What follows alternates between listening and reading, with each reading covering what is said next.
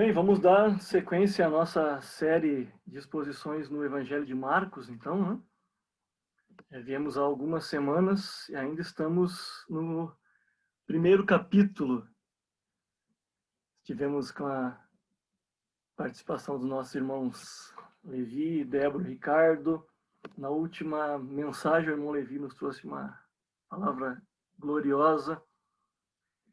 E nós queríamos dar sequência a um texto que como é uma sequência, ele é a continuidade daquela palavra do irmão Levi. E é um texto muito importante e significativo em uma época como a nossa, né? Nós vivemos em uma época que é muito difícil por vários motivos, por vários aspectos. Um deles, eu diria, que diz respeito às nossas crises, a respeito das escolhas que temos que fazer na vida e de nossas definições de prioridades. Este é um problema que já foi chamado por alguns teóricos de o paradoxo da escolha. As pessoas têm dificuldade hoje em dia de escolher um caminho para a vida, de escolher sua religião, de escolher um curso, uma profissão, um relacionamento, de escolher até mesmo produtos de supermercado, né?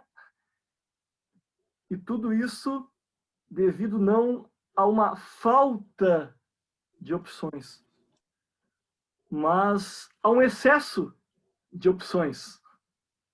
Antigamente se ia no supermercado e tinha 2 tipos de creme dental, 2 marcas de sabonete, sei lá. Hoje em dia tu tem uma estante, uma prateleira inteira. E assim é com tudo na vida. As pessoas se veem perdidas diante desse paradoxo de escolhas, onde parece que temos tantas opções que entramos num caos existencial sem saber para que rumo ir. Curiosamente, esse é um problema que também atinge a nossa vida enquanto igreja.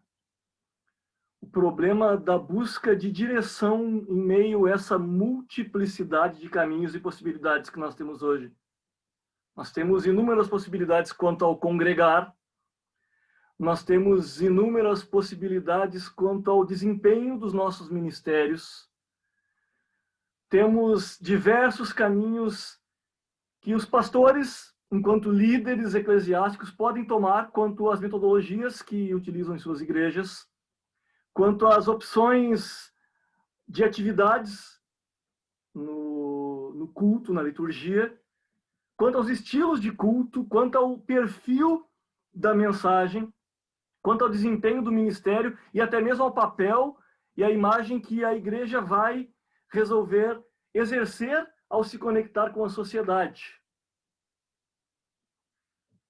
Se por um lado isso pode parecer bom, e de fato eu diria que essa possibilidade nos amplia o nosso alcance, nós temos possibilidade de alcançar diversos tipos de pessoas e diversas esferas da vida social que talvez uma igreja menos ampliada no seu aspecto de ação no mundo não teria. Mas, por outro lado, nós não podemos negar que isso nos causa uma crise semelhante a esse paradoxo da escolha, onde nos vemos perdidos em meio a vários rumos ministeriais e até mesmo existenciais enquanto cristãos, e por muitas vezes podemos sofrer aquele efeito colateral, que é perder de vista o que realmente é essencial na mensagem cristã e o que realmente é essencial no nosso chamado ministerial. A pergunta que surge para nos dirigir agora é: como Jesus definia as suas prioridades? Como ele fazia a agenda do seu ministério? Quais eram os critérios utilizados por Jesus para definir o que ele ia fazer e o que ele iria deixar de fazer?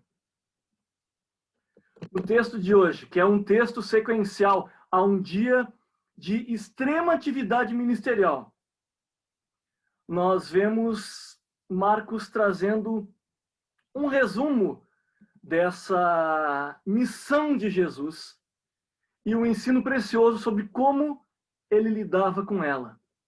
Eu quero convidar vocês a meditar comigo através deste texto e caminhar com Jesus nestas que eu vou chamar de duas jornadas de Jesus, ou então dois caminhos de Jesus, no texto de Marcos 1, versos 35 a 39. Vocês podem abrir a Bíblia, por favor. Marcos 1, 35 a 39. Vou ler na versão Almeida Revista Atualizada. Tendo-se levantado alta madrugada, saiu, foi para um lugar deserto e ali orava. Procuravam-no diligentemente Simão e os que com ele estavam. Tendo-o encontrado, lhe disseram: todos te buscam. Jesus, porém, lhes disse: vamos a outros lugares, às povoações vizinhas, a fim de que eu pregue também ali, pois para isso é que eu vim. Então foi por toda a Galileia, pregando nas sinagogas deles e expelindo os demônios. Esse texto é muito significativo no Evangelho de Marcos por tratar do início do ministério de Jesus e, como eu já falei, de uma clarificação da sua missão para o leitor de Marcos. Como nós já vimos nas outras exposições, Marcos desenvolve uma narrativa muito dinâmica, muito movida. É uma narrativa que visa apresentar o poder e a autoridade de Jesus, ao mesmo tempo que o mostrava como mestre, servo, sofredor. Veja esse movimento dinâmico de Marcos já nesse primeiro capítulo. Em apenas 34 versículos, nós temos o testemunho de João Batista, o batismo e a tentação de Jesus, com Jesus se identificando com a humanidade, o início do ministério na Galileia, o chamado dos primeiros discípulos, temos a libertação do endemoniado, a cura da sogra de Pedro, a cura de muitos enfermos e a libertação de muitos possessos.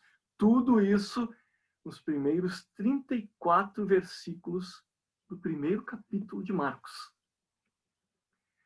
E é aqui, nesse versículo 35, que a narrativa dá uma virada. Esse movimento todo tem uma pausa, pois nós temos essa ou essas que resolvemos chamar de dupla jornada de Jesus.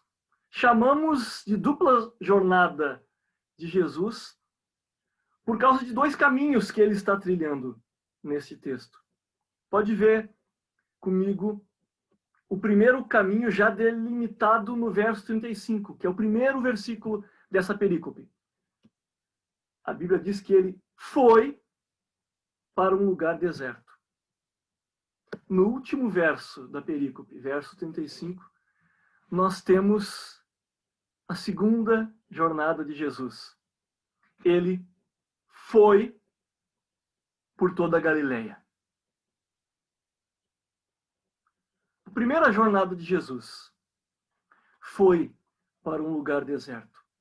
Nós poderíamos dizer que é uma jornada em direção a Deus. Poderíamos chamar de uma jornada interior, de um caminho trilhado pelo coração, pelo interior, pelo íntimo de Jesus, em direção ao Pai.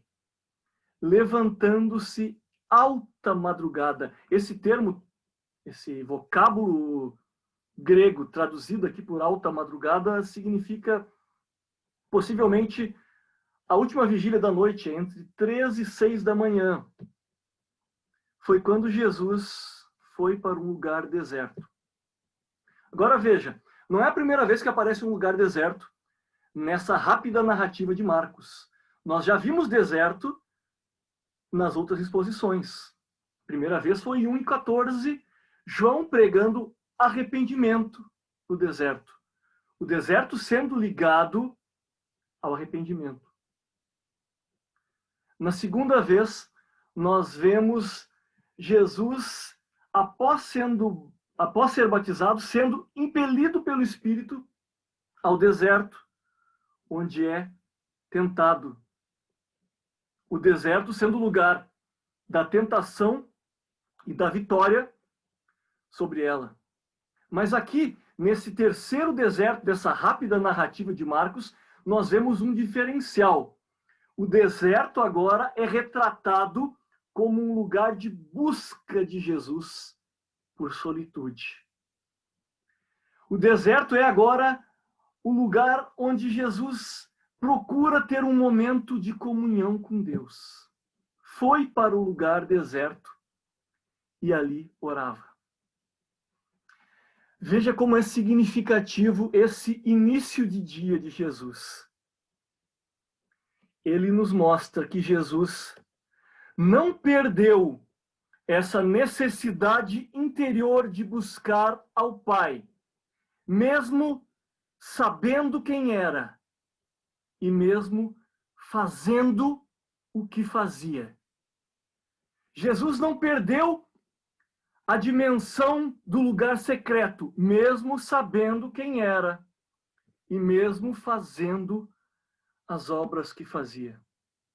Isso é um ensino precioso para nós, como cristãos, como obreiros dessa mesma causa, porque esses são dois riscos comuns na vida e no ministério cristão. O primeiro é o risco de se perder essa necessidade de buscar a Deus por causa da consciência da identidade. Perdermos essa necessidade do coração, da alma, da jornada interna em direção ao Pai, por já sabermos quem somos em relação a Deus. Eu tinha uma colega na faculdade e eu, em um dos momentos tentando evangelizá-la, ouvi a seguinte pergunta: tá, mas calma aí. Então é só isso? É só aceitar Jesus, garantir a salvação, e é isso. Segue a vida. Nos encontramos no céu. E ela falava com um tom de deboche, tendo essa visão limitada e até mesmo infantil do que é o chamado de Cristo. Mas muitos de nós parecem algumas vezes ter um pensamento parecido, especialmente os que já compreenderam que não é por mérito próprio ou pelo número de orações e jejuns que fazemos que nós garantimos a nossa posição diante de Deus. Nós estamos seguros da nossa salvação e da nossa nova natureza que Deus nos tem dado pela graça e que vem formando em nós através da santificação na obra do Espírito. Nós estamos vivendo por essa graça concedida por Deus em Cristo. Temos uma boa teologia e combatemos as heresias. Lemos bons livros edificantes. Indicamos para outros cristãos: você vai ser edificado com essa leitura aqui. Nós temos bons amigos cristãos, compartilhamos com eles do Evangelho, frequentamos reuniões edificantes e parece que estamos completos.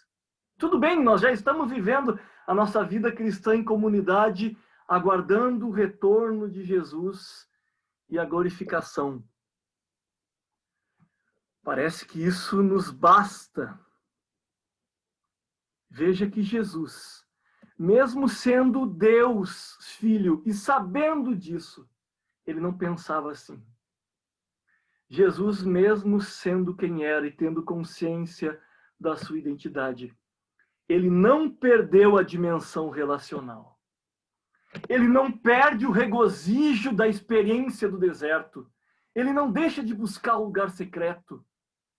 Ele não perde essa necessidade dessa relação que ele tinha com o Pai desde a eternidade. Essa relação trinitariana, relação entre as pessoas da Trindade, desse Jesus que desde o princípio já estava com Deus e era Deus e já tinha uma glória com o Pai antes de que tudo se formasse, como nós lemos em João.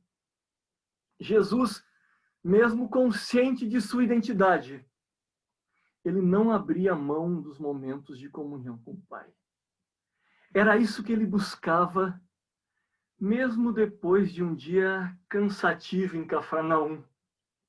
Mesmo tendo que levantar de madrugada para poder buscar um lugar longe de tudo e de todos, ele ainda ansiava por esse momento. Ele ainda marcava no seu relógio mental as horas de acordar mais cedo do que todo mundo para estar sozinho com o Pai. E é essa busca que também deve nos mover. Mesmo sabendo que não é ela que nos justifica.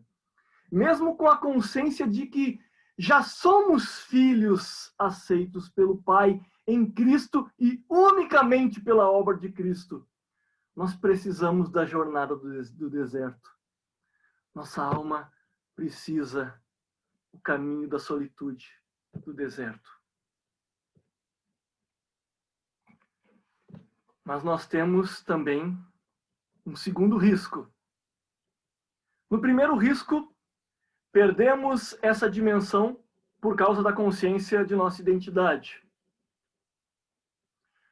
O segundo risco que Jesus não cedeu é o de se perder essa necessidade de buscar a Deus em meio, não à identidade, mas à ação ministerial. É aquela lógica de Pedro e de seus companheiros. Nós temos uma multidão em busca de curas e milagres. Por outro lado, temos um Jesus que opera curas e milagres. Pronto. Vamos procurar o mestre, chama lá o mestre da sua oração e vamos trabalhar. A multidão está esperando e é isso. Vamos acordar o mestre, se estiver dormindo, não tá? Vamos procurar o mestre onde ele estiver. Está orando? Levanta, mestre. A multidão te procura. Você tem que trabalhar. Assim como os discípulos, muitas vezes nós também parecemos ser movidos pelo serviço.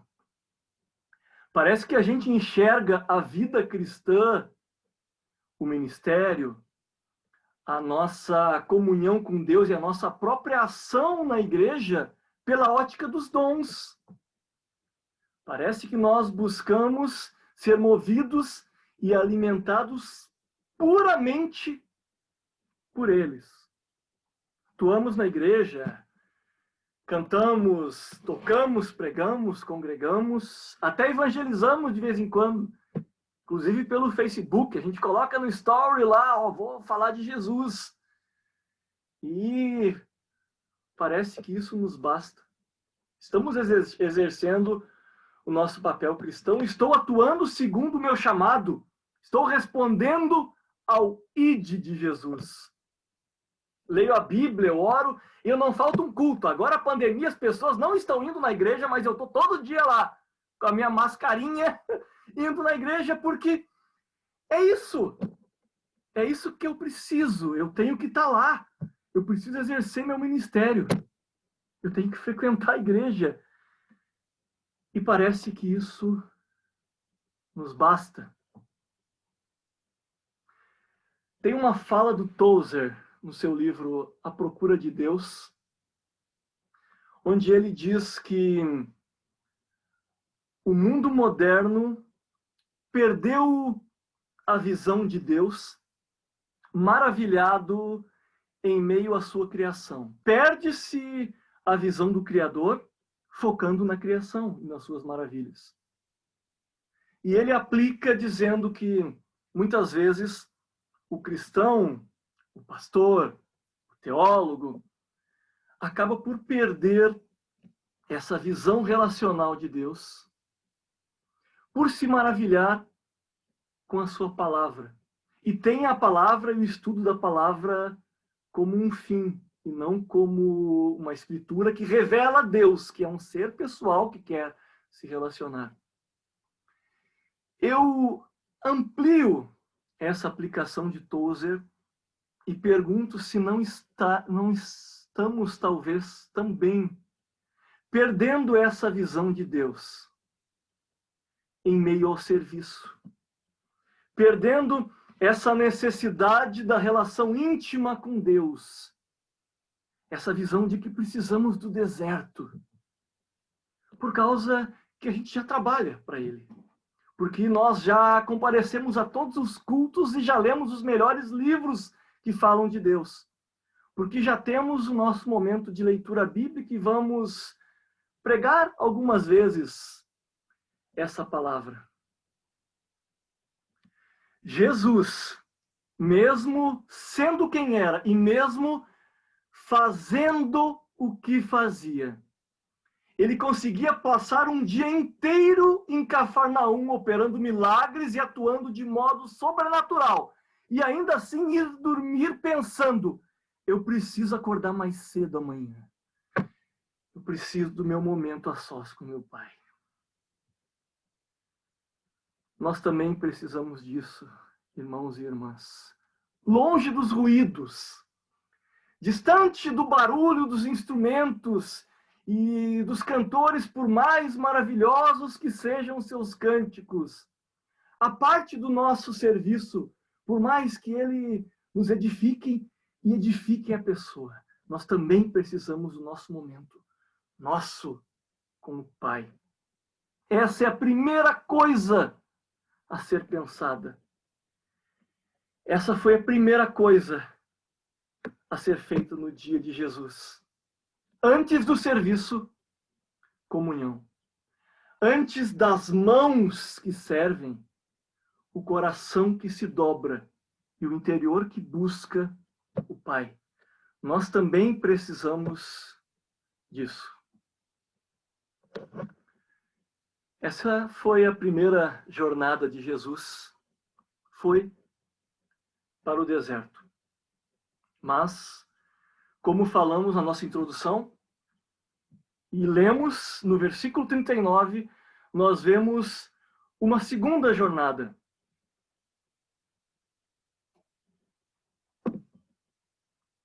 O texto diz, e foi por toda a Galileia.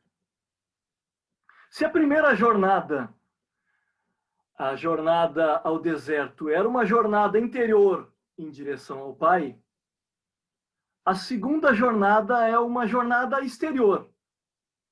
É uma jornada em direção ao próximo. É um caminho trilhado não pelo coração, como na primeira jornada, mas pelas mãos. É um caminho da ação. E o versículo 39 ele é maravilhoso porque ele nos resume, ele nos mostra essa atuação do ministério de Jesus no ensino e na ação no sobrenatural. Nos mostra como Jesus atuava nessas diferentes esferas ministeriais com ações que revelavam a sua missão e a sua messianidade. Nós já vimos sobre a sua pré-existência, e isso fica mais claro ainda quando Jesus fala no texto que lemos. Foi para isso que eu vim.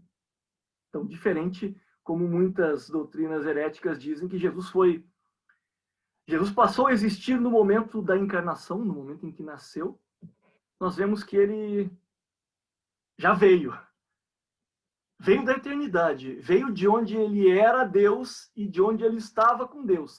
E veio com uma missão.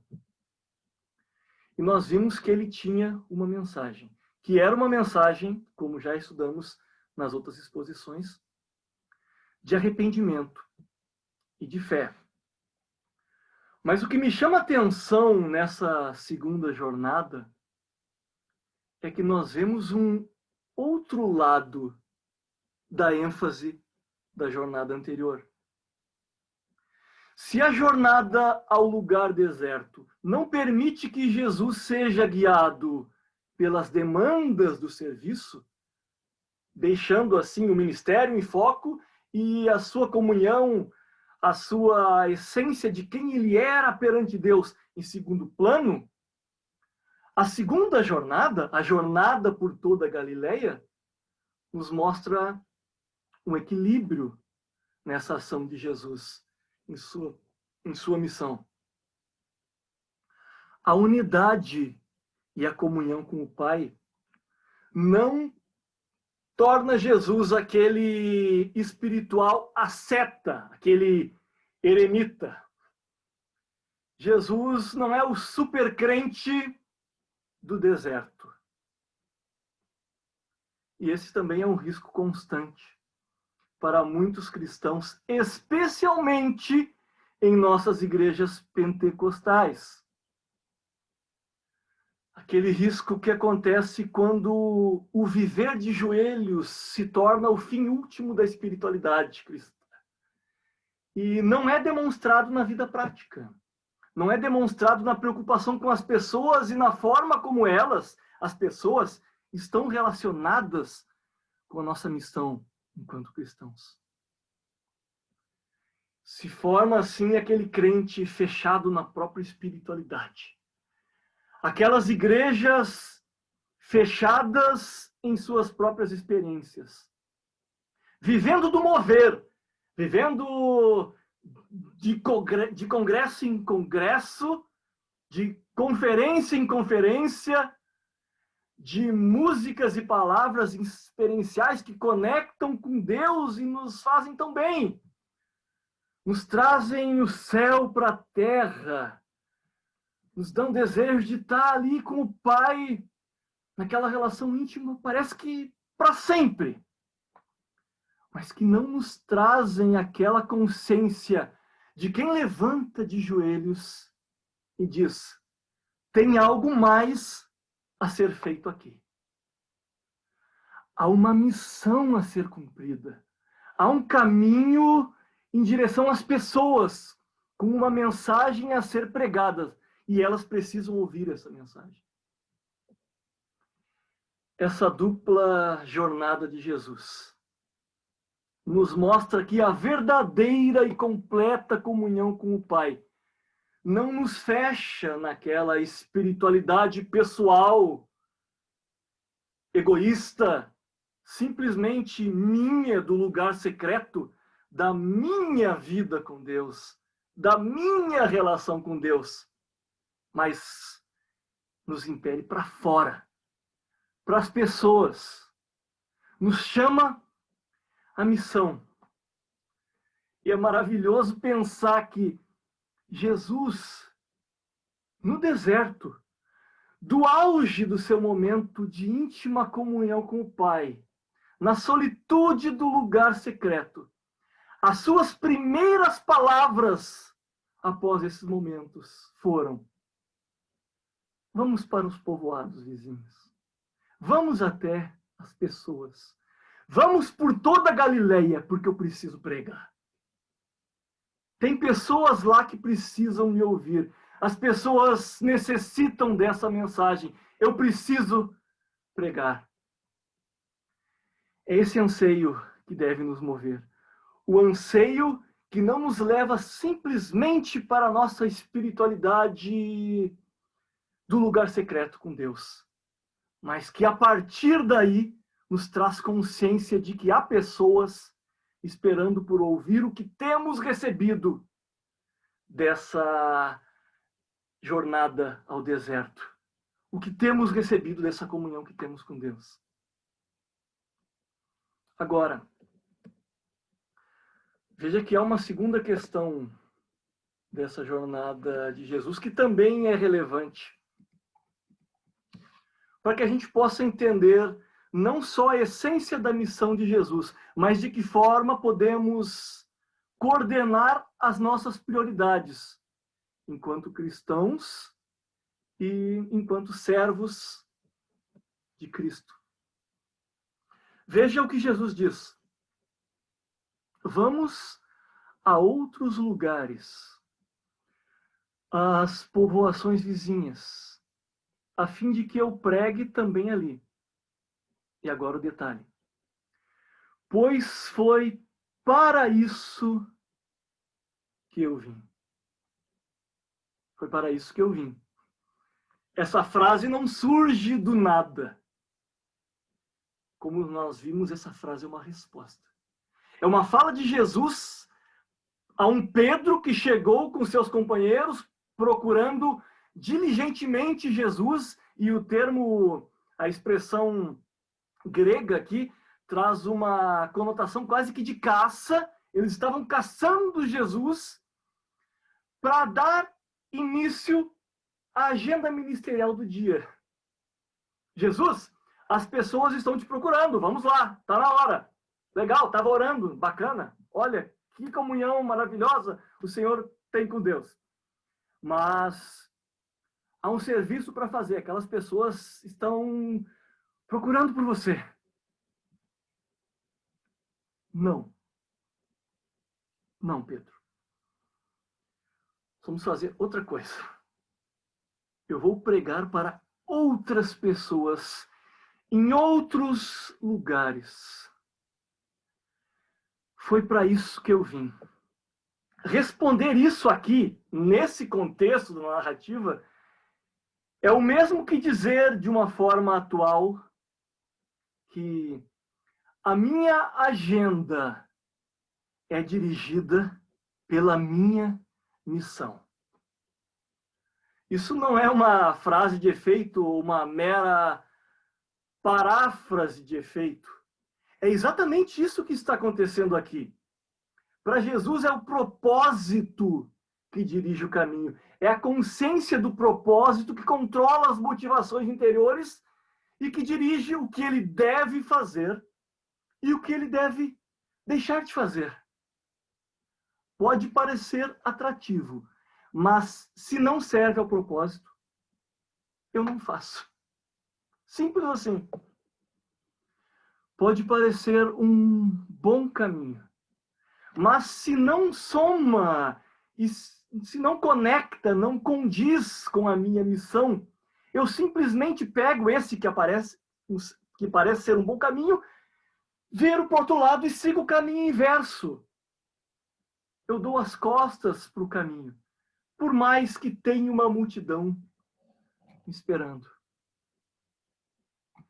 É a agenda que dirige, é o propósito que dirige a minha agenda. E veja que essa mensagem ela é curiosa e estranha em certo ponto. É curiosa e estranha, pois nós vemos aqui um Deus que dá as costas para pessoas que o procuram. Um Deus que recebe uma notícia. As pessoas te buscam. Foi isso que Pedro disse. E que consegue simplesmente dar as costas e dizer, não me importa. Eu vou pelo caminho contrário. Interessante é que o vocábulo traduzido do grego por buscar, procurar, dependendo da versão, sempre quando aparece em Marcos, e ele aparece 10 vezes no Evangelho de Marcos, em todas as vezes esse vocábulo tem uma conotação negativa, como se fosse uma busca inadequada, uma procura não legítima, não adequada aos propósitos de Deus. E essa não é a única vez nas Escrituras em que o Senhor dá as costas para buscas pessoais, por essas não se adequarem aos seus propósitos, por mais sinceras que sejam. Vocês lembram das orações não respondidas lá de Tiago? Pedis e não recebeis, por quê? Estão pedindo mal. Estão pedindo buscando os seus próprios anseios egoístas. Estão pensando em vocês mesmos. Então vocês não recebem. Vocês recebem as costas de Deus. Como o povo que buscava em Cafarnaum. E o Jesus do Evangelho de João, que não se importa em perder discípulos. Senhor, parece que essa mensagem está pesada demais. Tem um monte de discípulo indo embora. Parece que não era isso que eles estavam esperando ouvir. Qual é a resposta desse Jesus? Vocês não querem ir também com eles? E a resposta de Jesus, aquela fala ousada de Pedro, quando Jesus revela o seu caminho de sofrimento em direção à cruz, que Pedro diz, não, morte não. Isso não vai acontecer contigo, Senhor. O que Jesus diz? Para trás de mim, Satanás. É o propósito de Deus que prevalece. É a missão de Deus na minha vida que guia a minha agenda, e não o tipo de Messias que você está esperando encontrar em mim. Deus não é guiado por nossas subjetividades e expectativas. Por mais sinceros que muitas vezes possamos ser em nossas buscas. Deus age segundo os seus propósitos, que são santos, eternos e soberanos.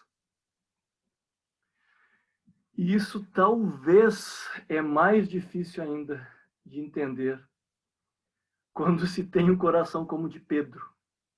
Aquele coração ansioso, aquele coração empolgado. Não é esse o Pedro que nós lemos aqui? Vamos, Senhor, procurando diligentemente, caçando Jesus. As pessoas estão te procurando.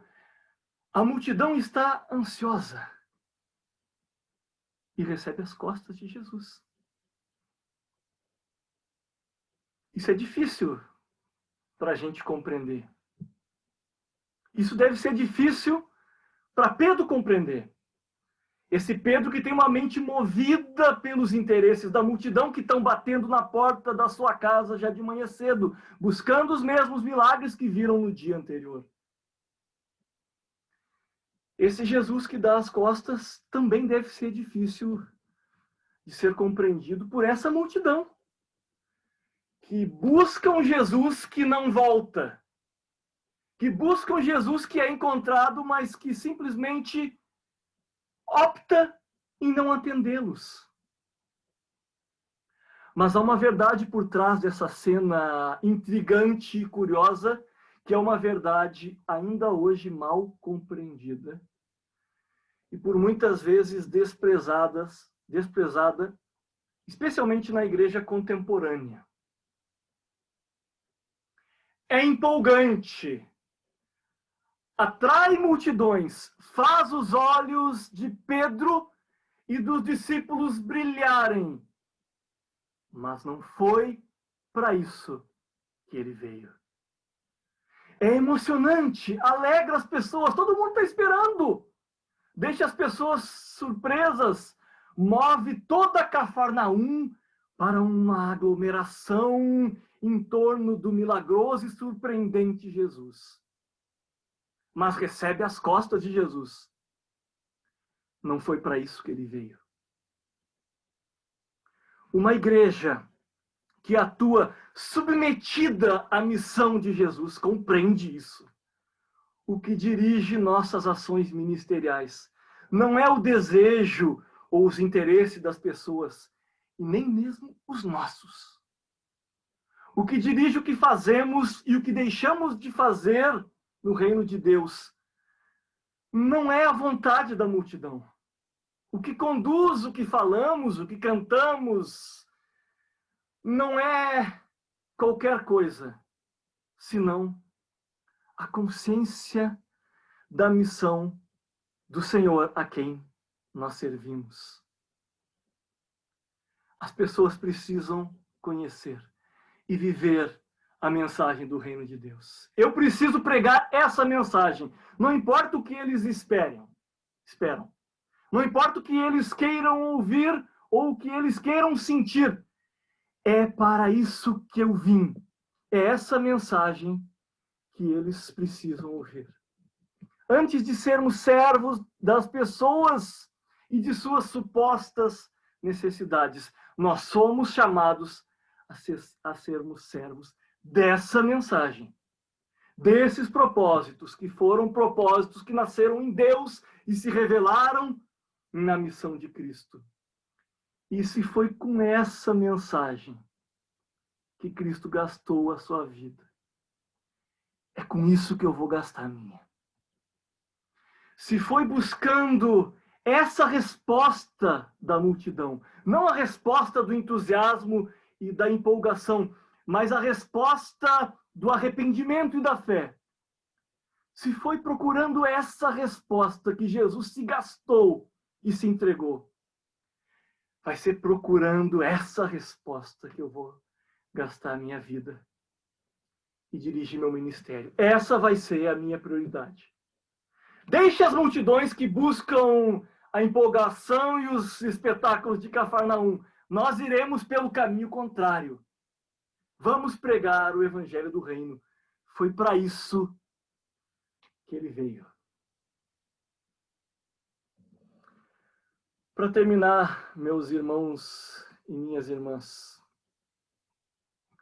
essa dupla jornada de Jesus, esses dois caminhos de Jesus, o caminho do coração em direção ao deserto e a quem ele era diante de Deus, e o caminho das mãos da ação do ministério em direção a toda a Galileia e ao que ele fazia às pessoas segundo o seu propósito. São duas jornadas de entrega. Poderíamos dizer que são dois caminhos do amor de Deus revelado em Cristo. O amor que Cristo tinha com o Pai, que o fazia querer estar com o Pai. E o amor que Cristo tinha para com as pessoas, que o fazia querer servir as pessoas. Não é curioso e maravilhoso como isso aponta para o duplo mandamento do amor, por qual Jesus nos chamou e resumiu toda a lei? Há um chamado no Evangelho que nos identifica com Cristo exatamente nos dois pontos dessa dupla jornada. Amar a Deus, amar ao próximo. O duplo mandamento do amor. Embora, talvez, eu poderia dizer, com certeza não estava aqui no foco de Marcos, nessa revelação da missão de Jesus. Mas estava claro, e está claro quando vemos de que forma Jesus entregou a sua vida ao Pai e às pessoas. Essa entrega de amor que é repleta de glória. E assim como trazia e trouxe glória para Jesus, ela também traz glória para a nossa vida cristã. A primeira jornada, a jornada do deserto, nos traz a glória da vida em unidade com o Pai. E que glória é pensar que podemos viver em comunhão diária com o Criador de todas as coisas. Que glória é poder pensar que no mesmo lugar ou da mesma forma que Jesus tinha um momento a sós com Deus, há 2000 anos atrás, em um deserto, nós conseguimos recriar esse ambiente espiritual do secreto do nosso quarto, no século 21, cada qual em sua cidade com a sua realidade de vida, tanto os mais cultos quanto os mais incultos, tanto os mais pobres quanto os mais ricos, tanto os chamados para as grandes obras quanto aqueles chamados para liderar a sua pequena família ao Evangelho. Todos nós podemos viver essa glória da jornada ao deserto e receber dessa mesma vivificação que Jesus tinha ao passar momentos a sós com o Pai. Mas da mesma forma, a segunda jornada de Jesus, a jornada que o leva a toda a Galileia, que o leva à multidão, que o leva a sair do seu lugar secreto e servir, também nos traz uma glória pela identificação com Cristo e pela nossa submissão a esse duplo mandamento do amor a Deus e ao próximo. Que é a glória de compartilharmos da mesma missão de Jesus, do Filho de Deus. Cada vez que compartilhamos dessa mensagem, é como se disséssemos: eu estou continuando o trabalho que o meu Senhor iniciou. Cada vez que nos submetermos a pregarmos esse evangelho do arrependimento e da fé, é como se disséssemos: eu estou fazendo ecoar daqui, do meu lugar de pertencimento nessa sociedade, do meu lugar de continuidade dessa história na história humana. Aquela voz que soou há 2000 anos na Galileia. Eu estou fazendo ecoar a voz que dizia o Mestre: eu preciso pregar. Eu preciso ir às multidões. É essa mensagem que eu estou fazendo ecoar. E que glória é poder dedicar minha vida. Que glória é para você poder colocar os anseios do teu coração e dirigir a tua agenda. E decidir o que você vai fazer e deixar de fazer na sua vida para poder entrar na missão de Jesus Cristo e dar essa sequência histórica, a voz do Cristo que ecoou na Galileia. É essa glória maravilhosa que o segundo caminho, que a segunda jornada de Jesus nos chama a viver. É para isso que ele veio. É para isso que estamos aqui. São os propósitos do Pai que devem dirigir nossos anseios, nossa agenda, nossas motivações e nosso coração. Quero convidar vocês para fazermos uma oração